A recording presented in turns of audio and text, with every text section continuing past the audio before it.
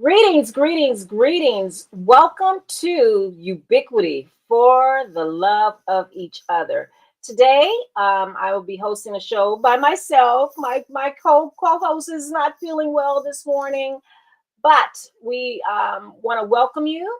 And what I'm going to do is first start with our open.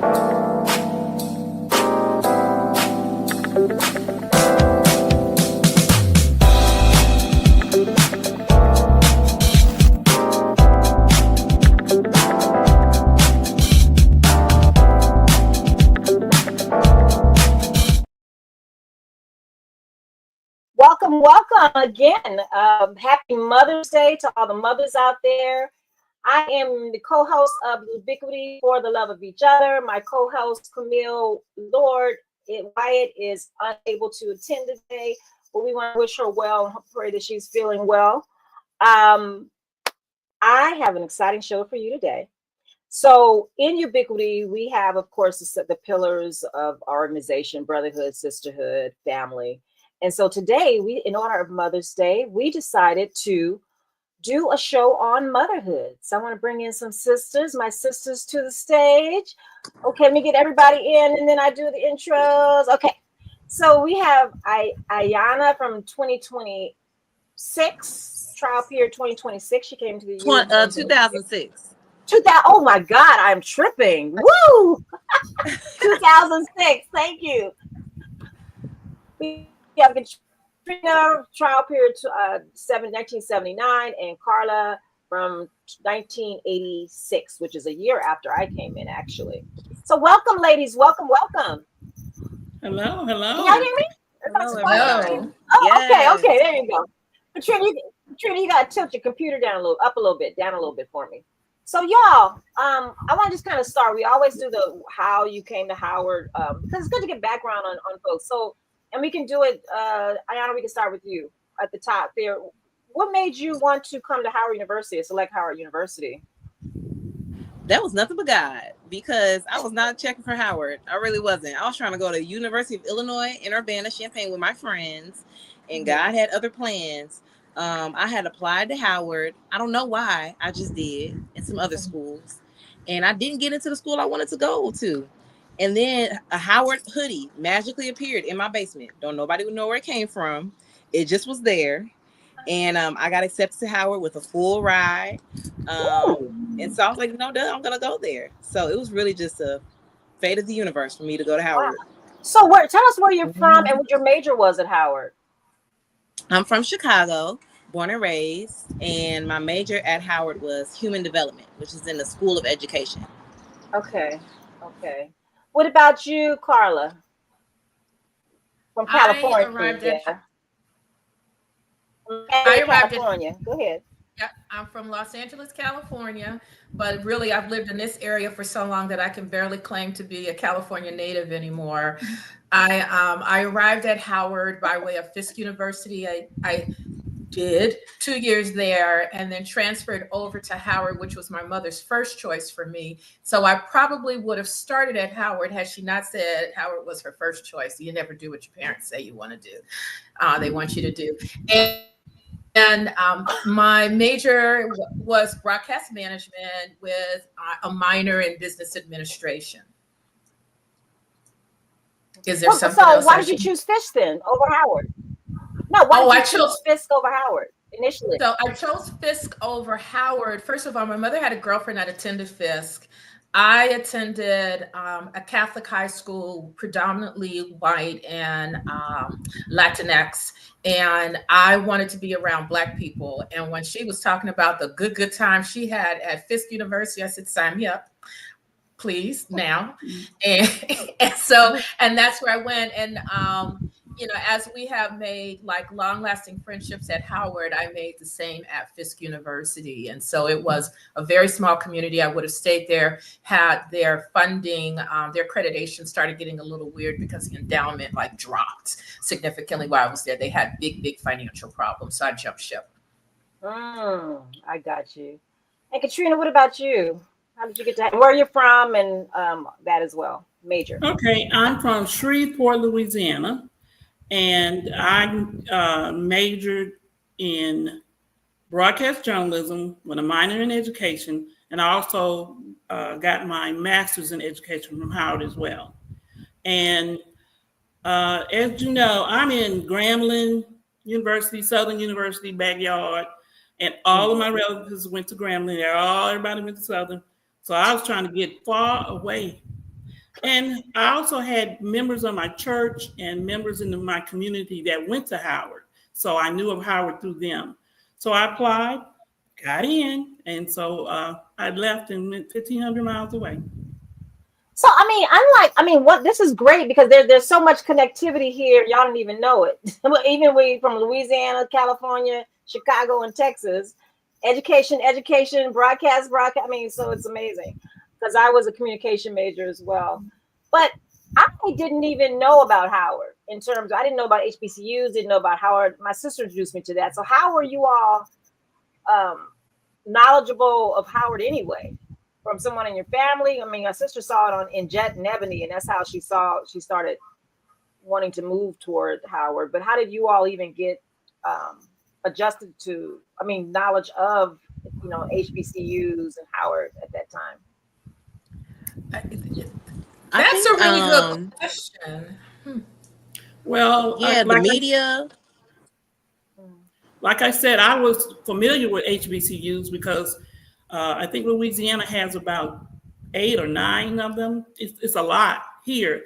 So I never, LSU is here, Louisiana Tech is here, but I never even thought about applying to anything other than the HBCU.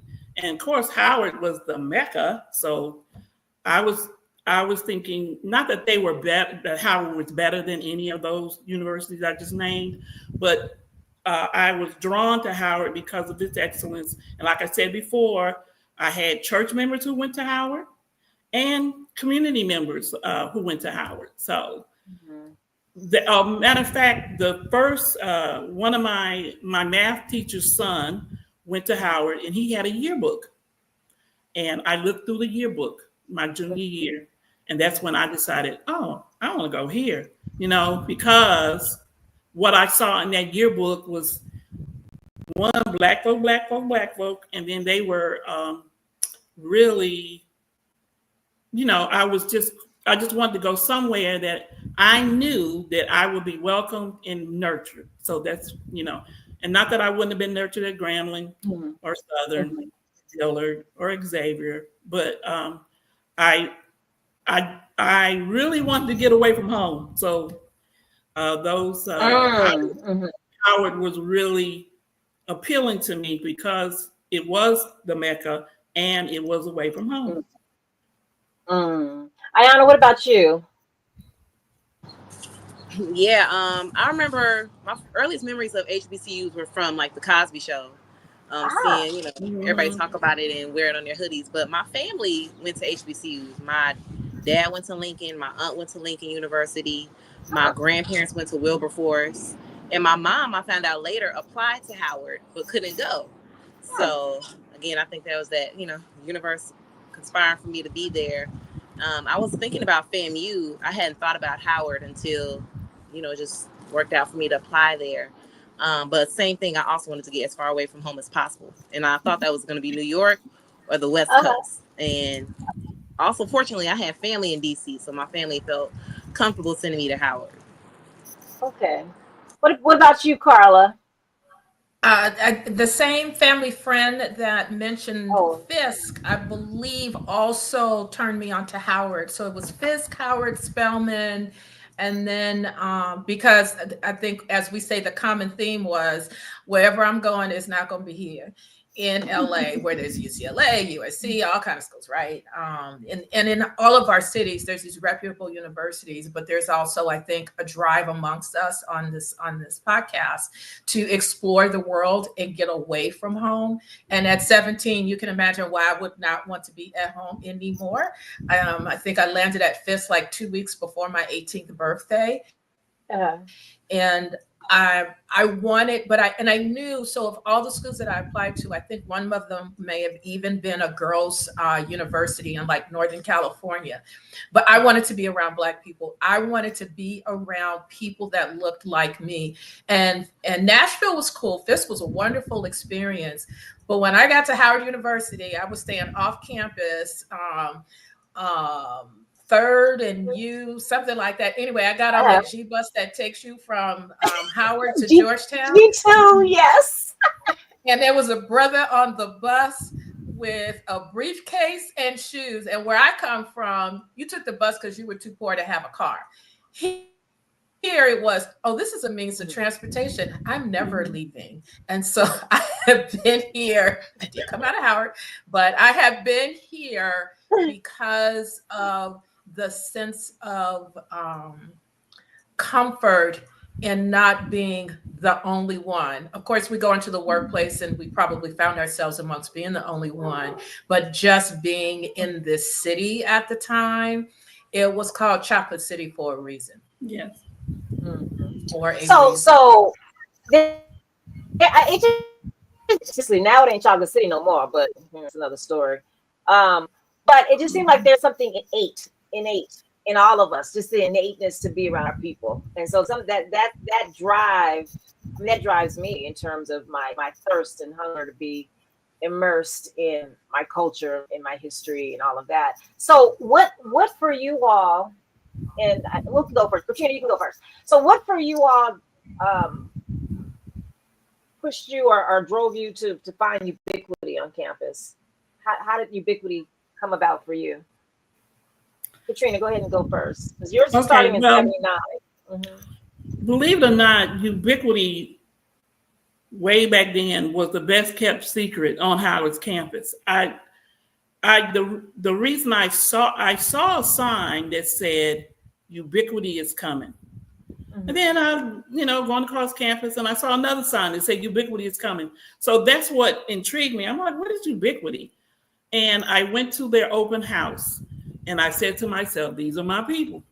And so that was it. Going to an open house, seeing what the organization was about, meeting the people in the organization. And I just felt kindred spirit with them. And that's why I pursued to join the organization. So you were very active on campus, though. So what are some of the things you did when you were on campus at that time? Because you were very active with what you were doing there.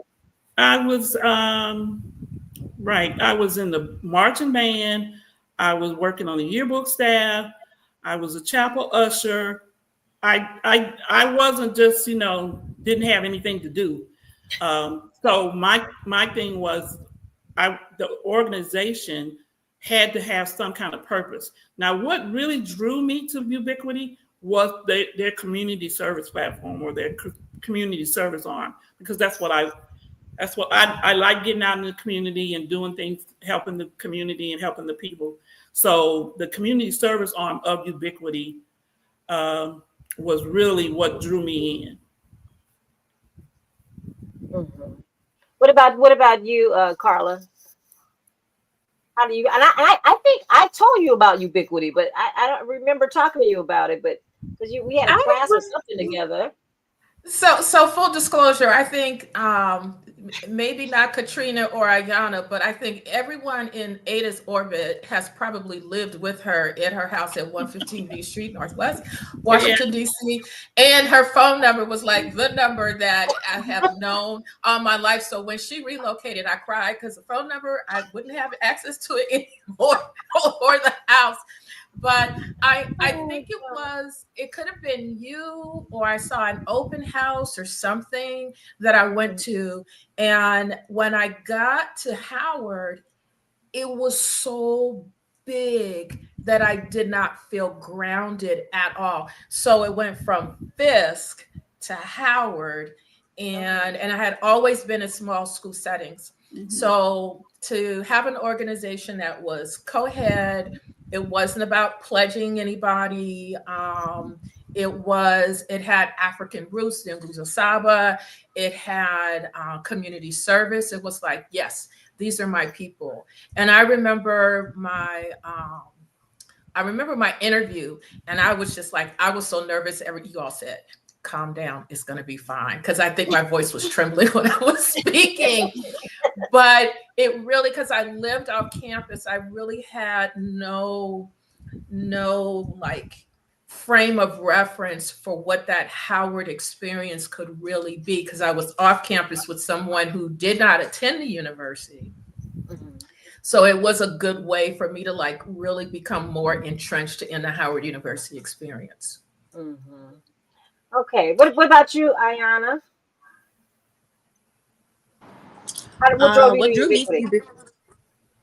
What drew me to Ubiquity was doing pre-Kwanzaa with Ubiquity the winter before I went to the open house. So I was a part of Inside at Howard, the West African dance team. And we did pre-Kwanzaa with Ubiquity. And when I saw what Ubiquity was about, the English Saba and the pillars, I was like, oh, same thing as you all. I was like, oh, I lost her. We lost her. Well, I should have to come back on. I don't know why. Oh, okay. I'm sorry. We lost you. Go ahead. You were talking about the Kwanzaa celebration. I'm sorry. Oh, no, yeah. It was in that moment when we did pre-Kwanzaa Inside and Ubiquity. I was like, oh, this is it. This is the organization I'm going to join. I was sold. Yeah. Okay, so there is that like-mindedness going there. So I want to dive into your experiences, and then we're going to go into the motherhood thing. But I want to dive into just your experiences of being in Ubiquity, the trial process, because once you're in as an ABCDarian, you go through the trial process where you have to learn your brothers and sisters and really, enter into the family. So was that process a challenge for anybody? Was it anything new? Because there's a lot of things that you're exposed to with history, culture, community service. But did y'all have any reflections on that, on the trial process? Who wants to go? Well, my trial had, I think, about 66 members. Wow. So I got close to some, but not as close. It wasn't as close knit. Now, all 66 did not come into the family, but if I saw anybody who didn't, it's still like a brotherhood, sisterhood kind of thing. So it was hard for Ubiquity to move us, to feed us, and all of that. But we had some. I would say we have some strong. We got some strong bonds in our trial period. But guess what? We also got strong bonds with Ubiquitarians. Like Pam, I knew her before, when she had a perm.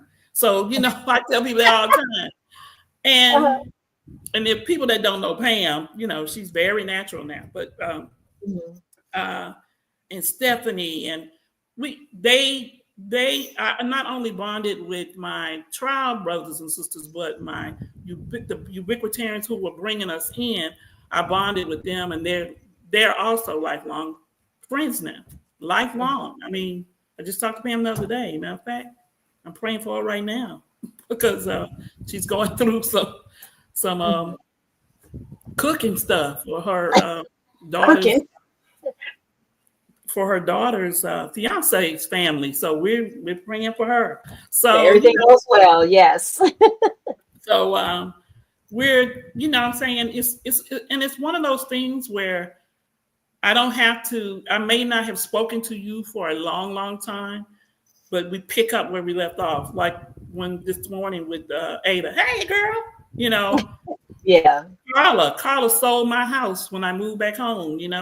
I'm like, it's not. Like we, and I love coming to the DC area and seeing some of my Ubiquitarian sisters and brothers, and even the ones on trial. It's not going to ever be old for me. It's always going to be fresh and brand new for me. Y'all want to jump in? Anybody want to jump in on that? On Sure, the trial I will. So because I'm on the opposite end of the spectrum. There were only 3 of us. You all hear me? Yes. Yeah, we hear you. Oh my goodness, what happened? We heard you. Where'd you go? Go. Okay, but yeah, there were only 3 of us on trial initially, 3 young women, and then only 2 of us made it into Ubiquity. So it was a very small trial. And I was telling Ada earlier, I think we're the only trial that ever had 3 sponsors each. So each of us had 3 sponsors. But it was great. It was a lot of it was new for me because I had been a part of, dance companies and group settings before, but it was something totally different with Ubiquity in terms of it being a real rites of passage. And having gone through rites of passages since then, I'm like, oh wow, I really see what Ubiquity did for me as a young person, being away from home, but also being at home. It was such a great experience for me to, as you all said earlier, explore the world, but know that you'll always find your people no matter where you are. Like there's always going to be love no matter where you are. And knowing that I could, like you said, rely on ubiquitarians, people like Ayana Mackins, who came in before me, gave me money for a new phone. She didn't really know me like that, but she knew I needed a phone. So that, that true love of each other was so evident throughout the whole trial period and beyond. It really just gave me renewed faith in humanity and our people, and so much more trust, knowing that no matter where I go, the love of each other is truly ubiquitous, for real. That's beautiful. Aww. I love us for real. I love us. I love you. And also, I have all sisters. Again, it was an all-girl situation growing up. So having brothers for the first time felt very, very good. Knowing I could rely on older people like my trial chair, Brent Terry, Sekou, Lasana. Oh, you had Brent. Brent was so a that I sweetie could rely on the brothers who just came in TP05. Like, that felt really good for me as a young Black woman to finally have brothers. Yeah. And I'm the opposite. I only had brothers. So having sisters that really, like you said, had my back and were really trying to not only be, they were being sisters, real live sisters, not my stepsister, my half sister. No, these were my sisters. And I wanted to, before I let Carla speak, I wanted to also say in my trial period, we had a tragedy, which our trial brother, Blaine Pitts, was killed. And so I like to say that in Ubiquity, we had the longest trial period because we had it interrupted by the tragedy. And then we had to lay him to rest. And then when we came back, we were even stronger. So, but it was a beautiful, I can't, we cried all the way through, but at his interment where he was being put into the ground, Ubiquity, Abes and Ubiquitarians, we did the circle, and that was the most beautiful thing I had ever seen in my life. It's the most beautiful thing to date that I've ever seen in my life. And that's, again, the power of the family that really made us, that whole trial period made us a family. Yeah, I know of Blaine. We all know of Blaine because we learned about him, but I'm just imagining being 19, 18, 20 at that time, going through something as traumatic as that with your new family. I mean, just pulling together for that. Wow. Trauma. That's trauma. It's yeah. Okay, we're gonna bring it up now. Sorry to bring that up. No, but I think that's important. We gotta uplift the names of our brothers and sisters. I think. Thank you for that. Gone but not forgotten. Gone but not forgotten. My trial period was okay. So whatever happened with trial period 85, the remaining Ubiquitarians were completely traumatized. That was us. Traumatized. We were bad. No, I'm just playing. No, well, I'm only slightly kidding, but I did. So I have brothers younger. I'm the oldest only girl, and so to bring around women who were like open, because it was like, how do you relate to the woman? Just as friends, my friend circle has always been really rather close and tight, and as I look at the years, like so. Pam has me on speed dial, called me this morning and say, now, what are you doing today? Can you get over here? And if it were any other situation, I would have turned my car around and gone. But there's something about a woman in her hair and making a commitment to another ubiquitarian. It's like, sis, I can't, but let's see what we can do to work it out. Couldn't get it resolved. But that's like one of those things where that sense of family is immediate. And I recall when I was being interviewed and was talking about my family and not having any sisters, one of the things they said was this: we would become your family, where what you needed, that emotional support, would be right there. You don't have to go look for it 3,000 miles away. And I think that's something really important to convey. Mm-hmm. And so it's interesting because, you know, I'm looking at Ayana with trial period 06, and I'm like doing the math going, ooh, that's not recent, but that's way more recent than 86 or 79 or 85, right? But the fact we show up for each other. And I recall when my husband passed, people were coming up at his service. And these two young people came up and they were like, you know, we're so sorry for your loss. And my first thought was, who the hell are they? But then the second thing was, oh my God, Ubiquitarians came. You know, they sent somebody to show support. And so it's, you know, from either supporting a sister that maybe you only met, because I think they all know if you need a signature, I just cut through the BS. Where do I send it? Okay, you really have to talk to me. That's fine. I got 5 minutes, you know. But it's just someone has said, what does ubiquity mean to you? I think was a question that the recent trial period asked me, and I said it's when we need each other to show up, we show up. Period. Mm-hmm. And it's 2025, and I came in 86. So there are people I know. If I need them to show up, they'll show up. If I go, Pam has something where all the aunties are sitting around the table, and you go and look, and it was like, you know, one woman I hadn't seen in I know 30 years, if not more, but it was like yesterday. Jean Hoover. It was just like yesterday. It was like, girl, you know, come give me a hug. I haven't seen, you know, I mean, just like the screeching and the screaming that goes on when women see each other that, you know, whom we haven't seen in ages. That bond is so restorative and immediate that it's like, what's wrong with us that we let all this time go by where we don't make it a point to have that connection with each other that we know is going to refill our cup. So, it's beautiful. For the love of each other. So, for the love of each other, that's it. Now I want to jump into motherhood, because all of us are mothers, and we are happy Mother's Day. Happy pre-Mother's Day to you. Thank you. Happy Mother's Day.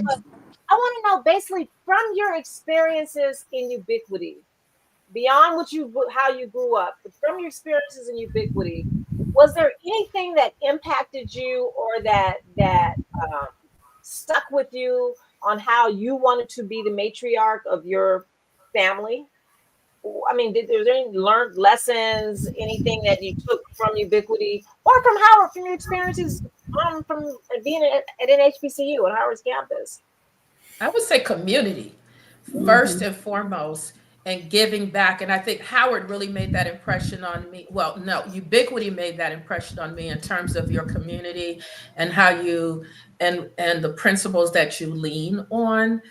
And so for me, that was transferable into when my kids were in school and being there and doing that volunteer work, to the point where the staff thought I was on staff at their K through 8. Because I was up there, I was volunteering, and it was and I would always make the point to the instructors. First of all, I was fortunate. I was selling real estate at the time, so that's night work, so I could be there during the day. And having had previous to that a day job, I understood the freedom that this other kind of work was giving me, and that was being in the schools, because I didn't have that modeled for me in my childhood. So I knew the I knew how rewarding it would be for me to be there for them. And that was using that community and giving back model that I feel like I got as a foundation from Howard. Mm. Mhm. And You know, that's Ubiquity. one of I keep the saying Howard, but really it's Ubiquity. It's Ubiquity. that did But you know, that's one of the things you have a very important point, because I look at, I was gonna, next question for you all is who influenced you regarding your concept of what you want your family to be like or to be. But I look at when you say that, you know, our parents were always working. We're the first, Karen and I, my sisters are the first generation to go to college, period. I come from hardworking people, cotton picking, house servants. That's the lineage that I come from. Smart as a whip people, but didn't have the opportunities afforded to them. And so growing up, when it got to me and Karen, we're the last two, my parents were like tired. They didn't attend like we. I think our generation is more involved as parents. My parents were working. They couldn't attend open houses and volunteer during the day during school. I don't know about y'all, but they were working. And so I think with our generation, and maybe it's the education being HBCU and being Ubiquity, I feel like there was more involvement with everything the kids do. Maybe too much hands-on. I don't know. What do y'all think? I don't know. But who influenced you all? Who influenced you regarding your concept of family? I mean, how was that for you? How was family growing up for you? Your real family growing up for you, and the models of what a father or mother should be, or how they impacted you. I know that's a lot rolled into one, but Well, in my family, I'm the opposite from you.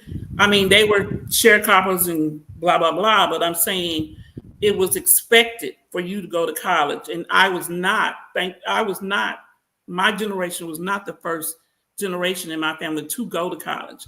We have a lot of educators on my mother and father's side, but everybody went to college. And so it was expected. And still today, I'm going through all the graduation stuff. Where are they going to school? That's the first thing. The high school graduates, where are they going to school? That's the first thing we ask. But I was raised and still being raised, because my mom's still living. I was raised that your aunts and uncles were your mamas and daddies, and your cousins were your sisters and brothers. We still, right now in my family, we say sister cousin. And I know Ada knows what about that Louisiana or the Southern thing. We don't really really distinguish between that. We know that there are cousins, but we also we're treated as one big family. So it's not ain't my Rand can spank me, okay? It ain't no question. no questions asked. Yes. Yeah, so it's so coming to Howard and not having my family there, but guess what? They were there. I got boxed way back in '79, way back in the late '70s. My aunt used to send me a care box with a lemon pound cake, and it was rectangular shape. Everybody in the dorm knew Aunt Iris sent a cake because it'd be down. I walk in the dorm and they say, Aunt Iris sent a cake, and everybody in the dorm Dubs to it. was, they knew who Aunt Iris was. They knew when I got married, my first marriage, I got married at Howard in the chapel, and my family came up, and so my Howard friends were like, "Oh, Aunt Iris! Oh, so it wasn't.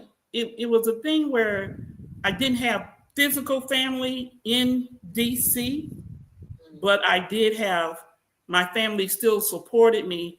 If it's nothing but sending a pound cake, or we used to have this scam where you would write a letter to a relative and say, I need this for homecoming or something like that. Well, my big brother got caught because he sent it to everybody. He sent the same letter to everybody, like they weren't in the car. But anyway, so and everybody sent him money for his home. He went to Southern, sent him money for his homecoming, but they let him know, we know you sent it to Uncle Franklin and Thelma.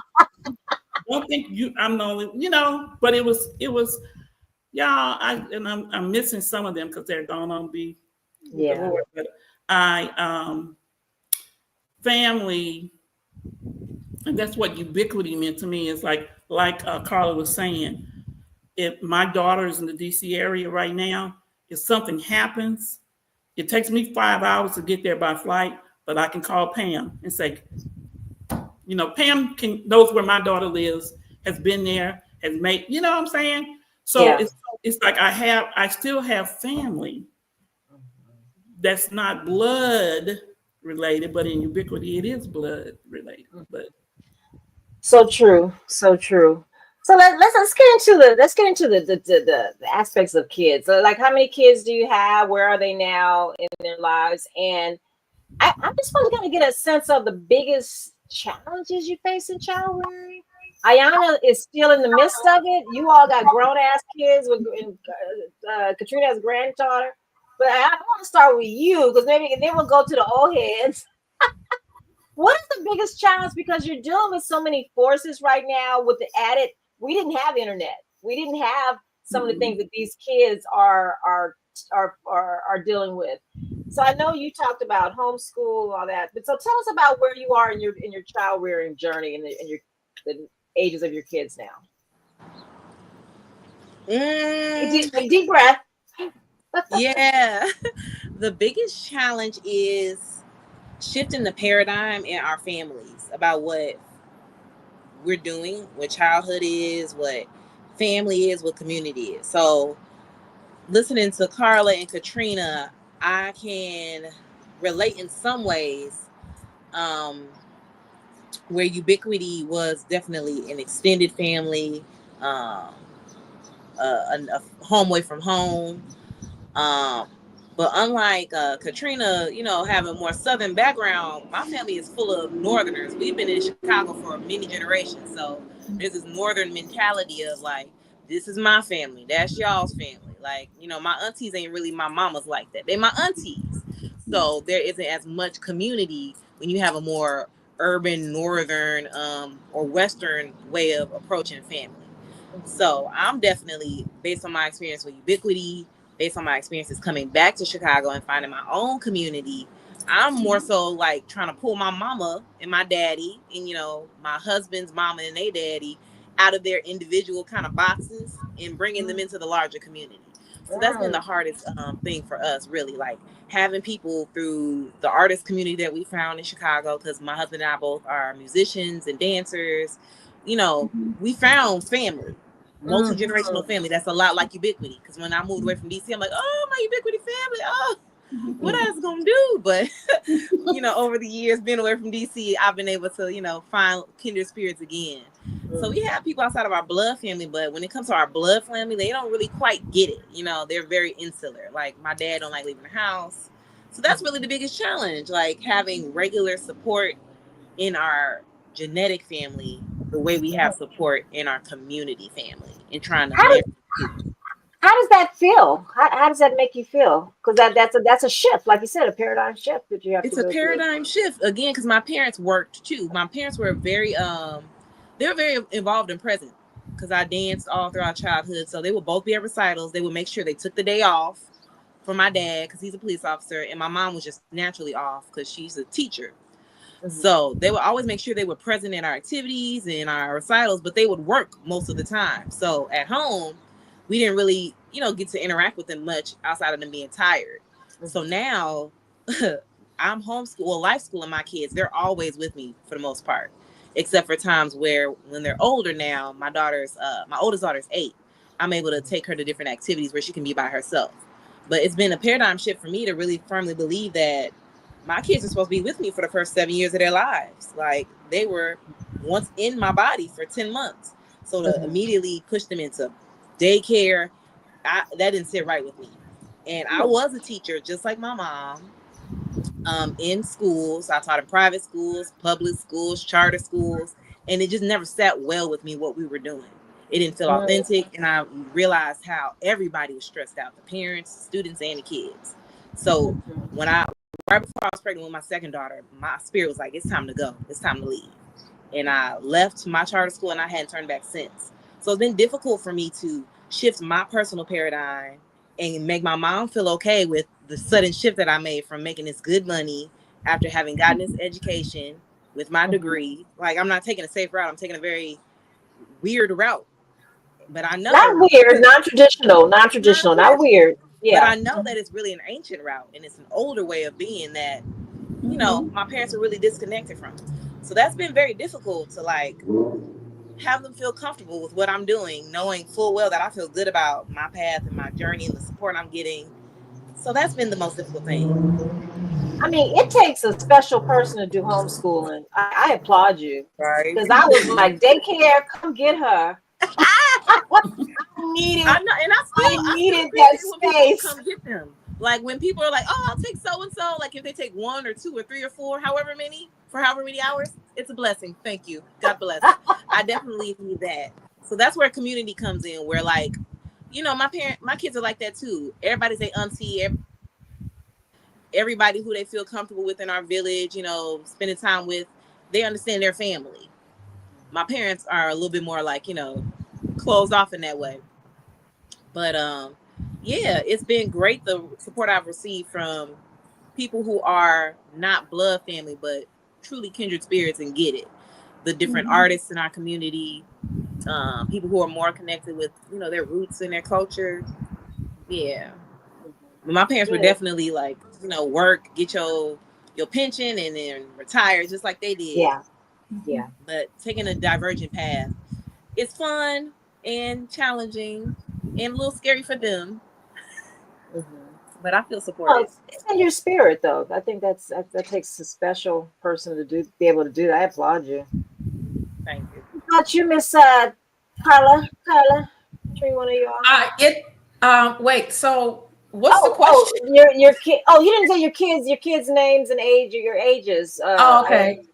So my oldest is Ania, and I'm actually in her house right now, in Delaware.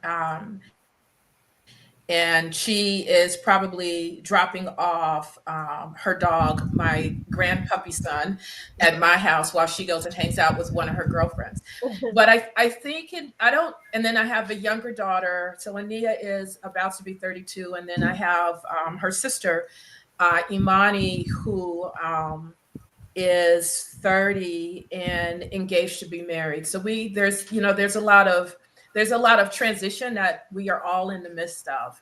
My mom just came to live with me a few months ago as well. So we're as a unit, we're going through transition. If I were to say or identify what a challenge would have been as a mother with the girls growing up, I would say that it was the acceptance of our family union having non-traditional roles, because my husband, as a real estate appraiser, could lighten his load in order to be a stay-at-home dad for the girls until they got into pre-K. And that's not anything that you could ever trade in terms of their foundation and looking at them as women and looking at their relationships. Because I lost my father when I was really young. I have, I don't think any true memories of my father being a dad as I grew up. So then the other thing was, so there was this ubiquity thing where the sense of family and seeing these, in my opinion, very well-grounded men. And then I would, at the time, he was the love of my life. And I think that's how I introduced him to many of the ubiquitarians. He's Mel, the love of my life. But I knew that I saw him interact with his son as a dad. And I knew that's what I wanted for my children.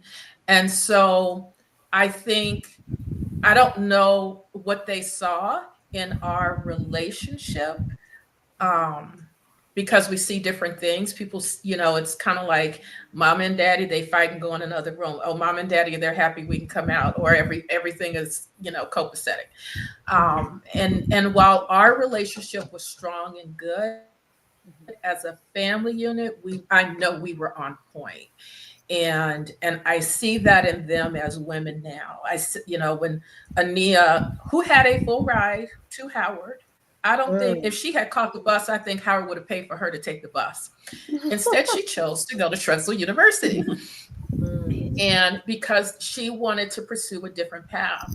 And that took a lot. And so it's like, what are the challenges we have as parents? And I think the challenge of motherhood or parenthood itself is recognizing that you are doing all that you can to raise this body, this person, to make the choices that you pray will be healthy, that they will be happy, but their journey is not going to be the same as yours.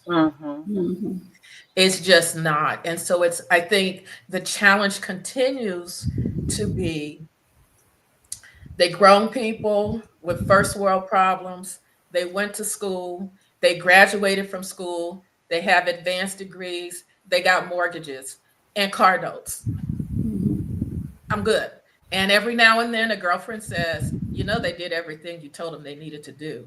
So pretty much stop bitching and whining and let them go ahead and live in other states, come back, do what they're going to do. But it was, I think, the biggest motherhood challenge for me was accepting that I was not going to be the one at home with them when they were a year, 2, 3. And then I recall, I think Mel and I probably had this big old blowout because they needed to get on a goddamn school bus or we were going to lose that privilege. And the school bus was at the corner taking them directly to Thomas Pullen Creative Arts.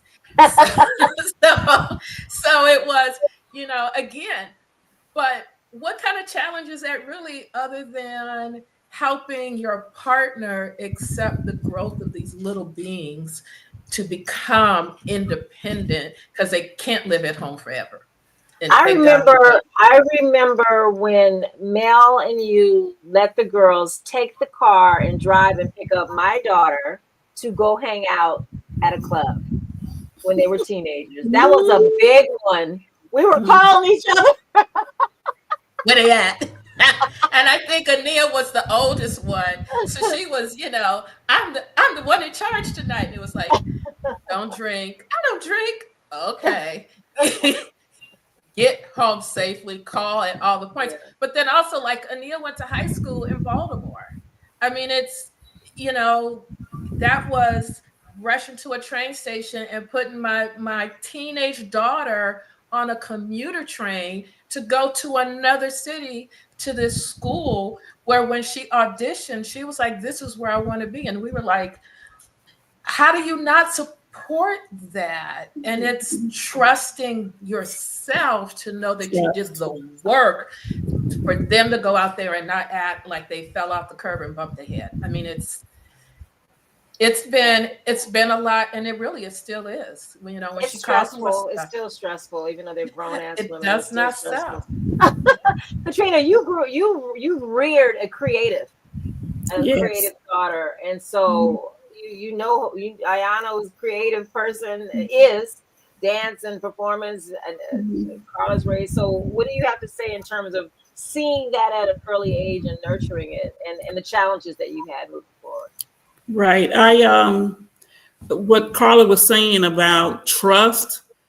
My daughter, Nia, she's 27 years old, and she has an 18-month-old, and she's married to another go-getter. He's in the athletic. He's the director of a Marlow Heights Community Center. So they're what I call, to me, a young power couple. They are doing their thing in church, in the community, and in their prospective careers. Nia like I was telling Ada earlier, Nia exhibited that she was going to be a performer, one way or the other, early in her life, and people were saying that that she's going to be a performer early in her life. So what I did was try to nurture that, and when I say nurture, her activities were around those type things, singing and dancing and acting, and it's paid off. I know Carla knows, but Ayana, she is the lead in Sister Act at Ford's Theater. It closes next week. But I had to trust. So to me, she matured early. She was more mature than the children her age. And I had to trust that when I dropped her off at rehearsals and things like that, that she was going to be a mature young lady. I was thinking about something she blessed me with probably about 4 or 5 years ago. She's an avid reader. She reads. And somehow or another it came up, you read a lot. And she said, that's because of you. And I did like that. And I said, what, because of me? She said, yeah. She said, we were talking about Black authors. She said, you had books in the home, Black authors in the home. And I never thought of that. She said, yeah, I used to go to the den and pull out one and read it. And matter of fact, right now in her home, she has my autographed copy, August Wilson's plays. I'm like, how did this get here? She said, I took it.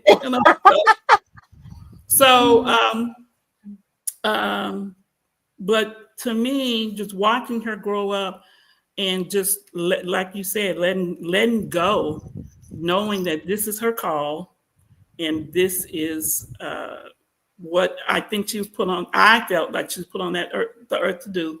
And for me, my job was to nurture it and then let go. Mm-hmm.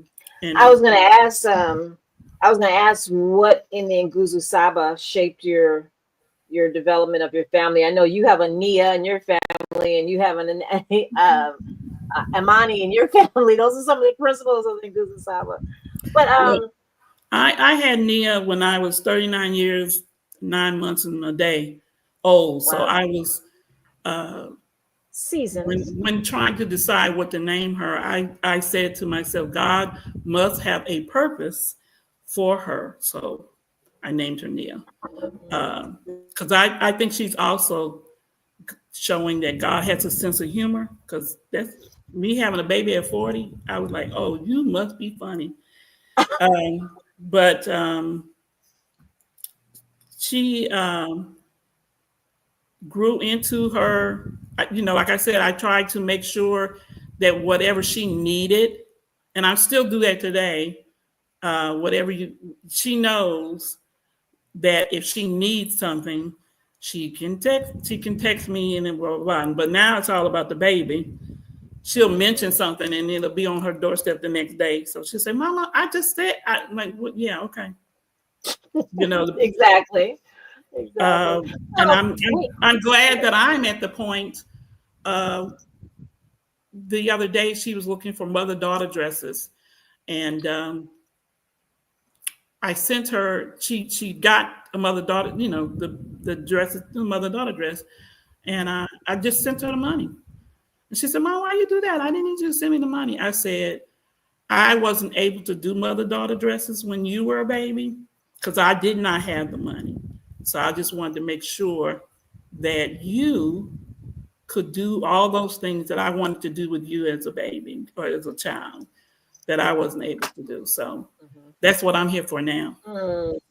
When they were trying to go ahead, Grandma. Grandma's retired now. She got time on her hands. She got money in her pocket. I don't know about that money. So y'all, well, retirement, honey. I got 3 more hours in my hand. So as we're winding down, I just want to know, what have your children, kind of mix this in together, what have your children taught you about yourself? And what are your children teaching you about yourself, Ayana? And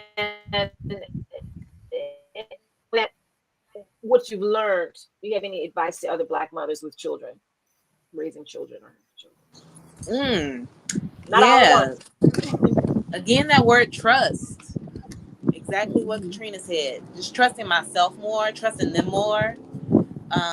There's some little old souls, so they'll say something and I'll kind of retort as if I know better just because I'm the mother, and then they'll say something that makes sense, and I'm like, you know what? I trust you. You're right. I got to give you that. So trusting them, trusting myself, and then trusting God. Again, knowing that whenever we need something, we're supported by family, blood or not. And just to really lean into community, for sure. Just trust, for sure. Have lots of imani, and walk in your nia, for real. Good one. What about you two? Are you still thinking about what they taught you? No, well, they teach me something every day. And I think it's both a blessing and a curse that I have a teacher in my family, because I can tell when she's doing her teacher speak. But it's a thing. But having an imani, because she had on faith, both show, and having an ania, they continue to teach me that I'm not finished growing. I can only hope that they recognize that they are still in their growth process. Because, we start mothering our mothers at some point, and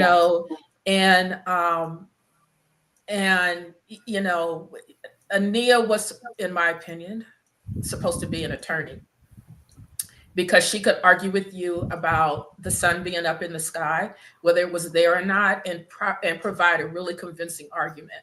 So she's been able to take that and turn it around, though, and apply that conviction to her values and how she lives her life.